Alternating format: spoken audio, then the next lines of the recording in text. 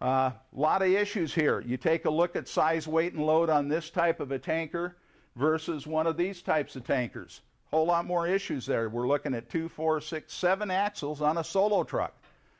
And you think, why in the heck would they do that? Number one, they do that for the ag industry so that they can get into some of the ag facilities. And that they want to get as much product in there as they can. Not quite feasible to get this type of a rig off the road a lot of times. So they've developed this type of unit here, and this truck here actually hauls the exact same amount of gasoline that this truck can. Because he's got the axles on the ground, he's able to do it, he's able to get that vehicle in and out of an area that he would never get a semi unit. And then we deal with pressurized types vessels for your anhydrous ammonia, propane, and this type of stuff. Completely different part of the program as far as what you need to know, because you're dealing with a pressurized vessel, a lot of times inhalation hazards, this type of thing. So very high on our priority is our hazardous materials program also.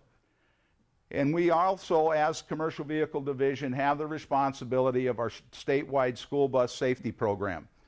Any public facility that has buses, that uses them to transport students on regular routes, are required to have their buses inspected once a year for every bus in the state, and then every winter we do a 25% surprise inspection that we show up whenever we want, and we're going to look at 25% of their buses. A very high-profile program. We take this program extremely serious because of the fact that these buses are transporting our kids around. There's always the issue of how come we don't have seat belts in the buses.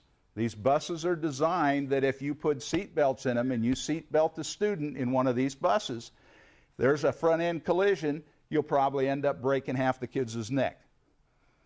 They're compartmentized. They want the children to move in the seats.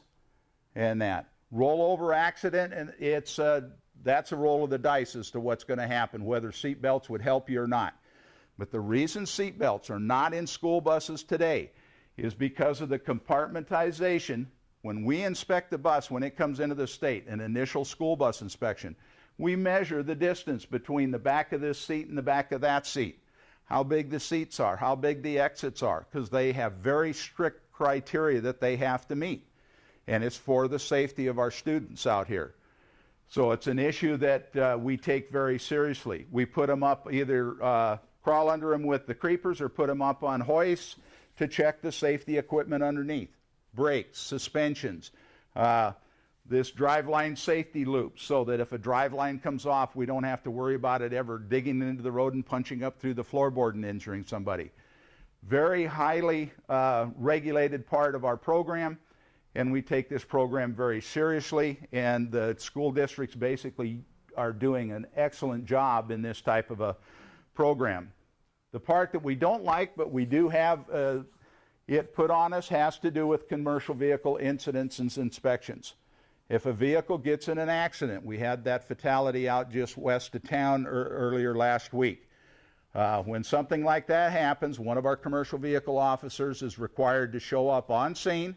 If he has the ability to do it, he will inspect it on scene.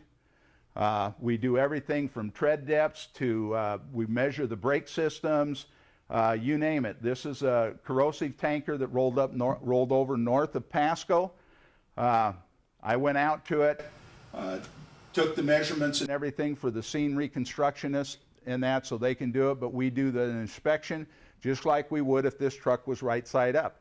This gentleman was very lucky. You take a look at his cab. He came out of it with a scratch on his nose. Very lucky. So we're required to take a look at these to see if we can find any mechanical reason for something happening. The driver says, just before I rolled over, the tire blew up on the right side. We go take a look at the tires. They're all inflated.